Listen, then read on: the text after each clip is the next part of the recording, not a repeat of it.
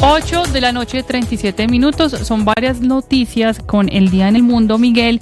Sin duda ya vamos a estar ampliando y sobre todo explicándole a nuestros oyentes las implicaciones que tiene la decisión de Estados Unidos de desplegar más tropas en la zona del Caribe. Sí. Estamos acostumbrados al discurso de Donald Trump, del presidente de Estados Unidos, de ser un poco muy de advertencias, de polémicas, decisiones. Finalmente esta está un poco materializada. No es la primera vez que vemos este tipo de despliegues, pero sí va muy de la mano con esa orden que le permitió al Pentágono, orden ejecutiva que le permitió al Pentágono salirse del territorio estadounidense para luchar contra lo que ha llamado los grandes carteles narcotraficantes. Es diciendo y haciendo, como dicen por ahí, como dice el dicho, el presidente Donald Trump ni siquiera anunció, se conoció que las tropas estaban ahí porque se conoció gracias a información y todo, pero no es que él haya dicho ya van unas tropas hacia el Caribe. También porque Marco Rubio lo termina confirmando. Exacto, el secretario de Estado. Se conoció, Marco Rubio lo confirma y pues claro, esto entra dentro de esta orden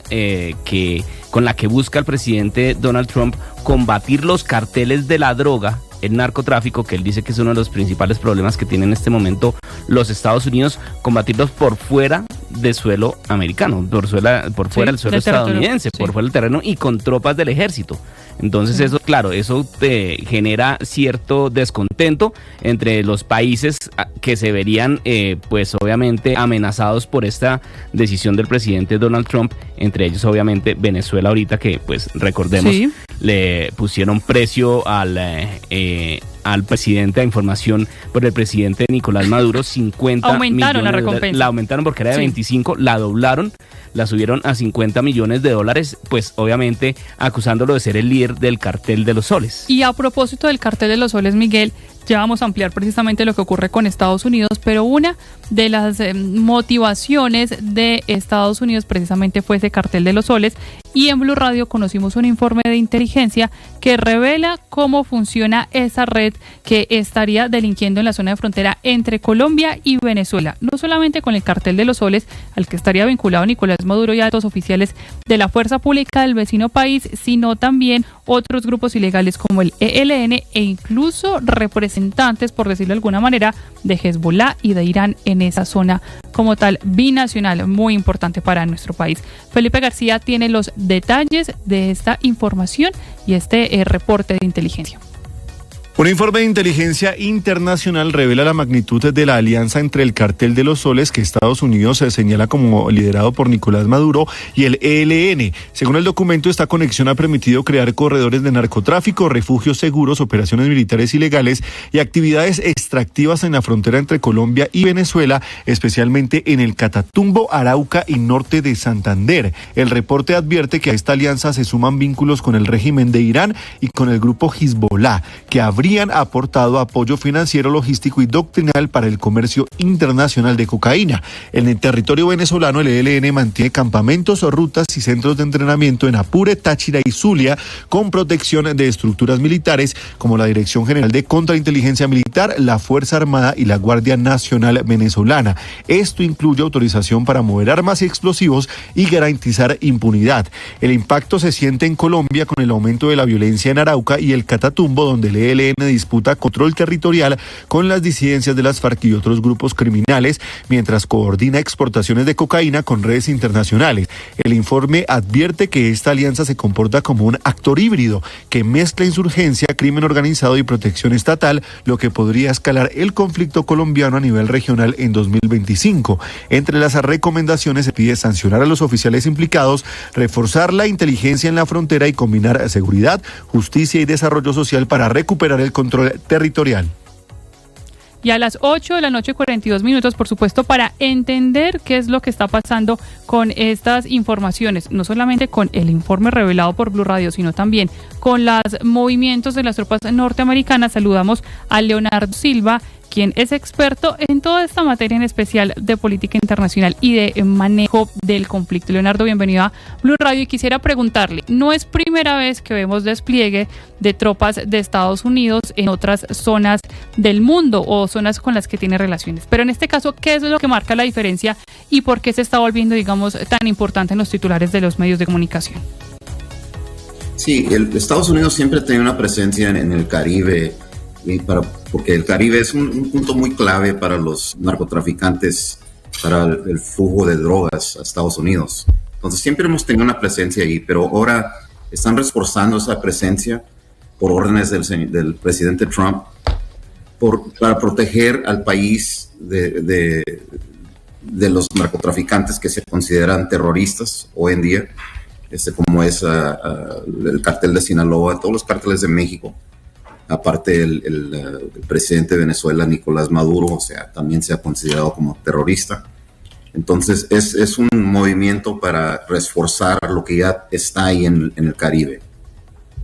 Sí, señor Silva, ¿cuál puede ser el alcance de estos operativos por fuera de suelo estadounidense? Me refiero, ¿hasta dónde pueden llegar estas tropas? ¿Qué pueden hacer? ¿Pueden desembarcar de pronto en tierra? ¿Pueden hacer ejercicios militares, como de pronto ya hemos visto en otras ocasiones? ¿Cuáles son los alcances que pueden tener estas tropas estadounidenses en otros lugares o en otras latitudes? Sí, como yo tengo entendido, ahorita están estrictamente en espacios internacionales. Entonces no están invadiendo a un espacio soberano en este momento. Entonces ellos se van a mantener ahí hasta que no ocurra algo que necesite la presencia de Estados Unidos. Pero por lo pronto van a estar ahí en ese espacio internacional. Sí van a hacer ejercicios de entrenamiento, a lo mejor hasta operativos de inteligencia sobre el mar. Cosas así, pero por lo pronto se van a mantener ahí en el espacio internacional. Sí, operaciones de interdicción que sin duda ha sido uno, por ejemplo, de las, digamos, medidas que ha implementado en materia de defensa el gobierno del presidente Gustavo Petro, al que ya hemos visto, pues no le ha gustado mucho estas decisiones o estos anuncios del presidente Donald Trump. En el caso de Estados Unidos, basados en los convenios ya existentes que se tienen en la fuerza pública entre ambos países, digamos, ¿qué respaldaría a Estados Unidos para aumentar, por ejemplo, su presencia en territorio colombiano? Que es muchas de las preguntas que se hace la gente cuando ve estos anuncios. ¿Tiene algún respaldo legal que Estados Unidos pueda aumentar su presencia en Colombia o no lo tiene, a propósito de lo que pasa también en la frontera? Bueno, siempre el respaldo legal que tienen es la seguridad nacional del país de Estados Unidos. O sea, sí, es muy difícil intervenir en un país y violar su soberanía. Lo que es México, Colombia o cualquier país, es muy difícil y no veo que vaya a pasar eso en este instante. Se van a mantener en los espacios internacionales y van a respetar por lo pronto la soberanía de los países. Bueno, en este caso que están allí en el Caribe, señor Silva, el Caribe generalmente tiene, o los mares generalmente tienen las rutas del narcotráfico que van en lanchas rápidas, que van llevando la droga a Estados Unidos o inclusive también que la llevan hasta Europa. Si de pronto estuvieran las tropas de Estados Unidos y se encontraran con uno de estos transportes que están llevando droga, ¿cuál podría ser el actuar de ellos? ¿Podrían llegar a intervenirlos? ¿Podrían llegar pronto a inclusive a atacarlos? Claro que sí, se ha visto muchos casos de esos en el pasado, que han intervenido y han decomisado submersibles, buques grandes con toneladas y toneladas de droga. No va a ser algo fuera de lo común, porque sí se ha hecho desde los años 80 esas interdicciones. Sobre todo esas interdicciones que se han visto, hoy Colombia está esperando precisamente la notificación de si mantienen o no la certificación en cuanto a la lucha contra el narcotráfico, de la que depende un recurso muy importante que suele brindar Estados Unidos. ¿Cree usted que esta certificación se va a mantener? No solamente porque hemos visto un aumento continuo en las hectáreas de hojas de cultivos de coca, sino también en una tensión diplomática que se sigue viendo por, digamos, pronunciamientos de parte y parte. A Colombia, ¿qué le espera en este sentido cuando se habla, por ejemplo, de nuevas operaciones por parte de Estados Unidos, pero también tensiones diplomáticas de manera muy constante, como quizás no lo habíamos visto en los últimos años? Claro, sí, es muy importante y yo creo que la administración Trump necesita ver una muestra de cooperación por parte del gobierno de Colombia y para seguir con la certificación esa, una muestra fija que podemos decir, ok, están cooperando, están tratando de hacer el esfuerzo. Entonces, si hacen eso, si pueden probar eso, yo creo que sí va a seguir la certificación. Y en cuanto a los alcances y las relaciones internacionales de Estados Unidos, después de esto, ¿usted cómo cree que podría seguirse manejando las relaciones con el régimen de Nicolás Maduro. Lo pregunto porque es que, como lo habíamos dicho hace unos minutos o como se conoció hace unos días, le doblaron la recompensa por Nicolás Maduro. Esto es ya ponerle precio a la cabeza de un presidente, sea o no reconocido por el gobierno y por otros gobiernos en el mundo. Pero ¿cómo podría llegar a ser esta relación Estados Unidos-Venezuela? Yo creo que si acaso Nicolás Maduro lo llegan a capturar, vamos a suponer, se necesitaría hacer el trato con un nuevo gobierno, ¿sí? Para que mantuvieran una relación muy fija con Venezuela, ¿sí? Ahorita ese régimen de Maduro se ha declarado, como quien dice, la guerra en contra de ellos. Entonces ahorita no se va a negociar con ellos, ni van a hacer ningún trato con ellos ahorita. Entonces, si no hay ninguna negociación, ningún trato, ¿cuál sería entonces la disposición que tenga Estados Unidos, teniendo en cuenta que hoy el mismo, Marco Rubio y otros voceros insistían en que, a Nicolás Maduro no le queda otro plazo que 2025? Suele ser una frase un poco, hasta de cajón, pero suele también ser una advertencia, teniendo en cuenta las tensiones que hay entre ambos países y la dependencia también por el control del petróleo. ¿Qué se puede esperar de los planes de Estados Unidos contra Nicolás Maduro puntualmente, si la negociación hoy quizás no está como primera opción en la mesa? Sí, bueno, siempre la base de todo estos hechos que se han recaudado en estos días es por seguridad nacional de Estados Unidos. Ahora, Nicolás Maduro se ha nombrado como un terrorista. Estados Unidos lo declaró como terrorista. Entonces, todos los movimientos que están haciendo los Estados Unidos, eso es para proteger el país y la seguridad nacional de Estados Unidos, sean en aguas internacionales, espacios internacionales, hasta que no ocurra algo más severo que necesite más acción. Sí, la seguridad nacional ha sido ese respaldo. ¿Cómo podría recibir Estados Unidos, o mejor, estas relaciones diplomáticas, lo que se reveló hoy en Blue Radio y que tiene que ver no solamente con esa presencia y control que tiene el denominado Cartel de las Soles en la zona de frontera entre norte de Santander y también Venezuela, toda esa región del Catatumbo, sino también el control que ha logrado tomar nuevamente el ELN y facciones de Hezbollah, de acuerdo con la misma inteligencia militar? Esto, ¿qué tanto puede generar, no solamente aumentar el conflicto en la zona, sino también preocupar a Estados Unidos?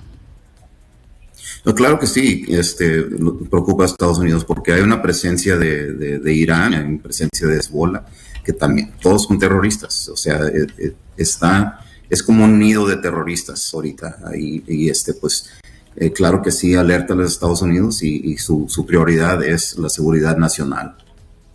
Sin duda será la seguridad nacional. Pues gracias, Leonardo Silva, por acompañarnos hoy esta noche en Recap Blue. Estaremos muy pendientes sobre todo de las implicaciones que continúe generando este tema, que sin duda es militar, sin duda es estratégico, pero también muy político de cara precisamente a las relaciones. Gracias por acompañarnos.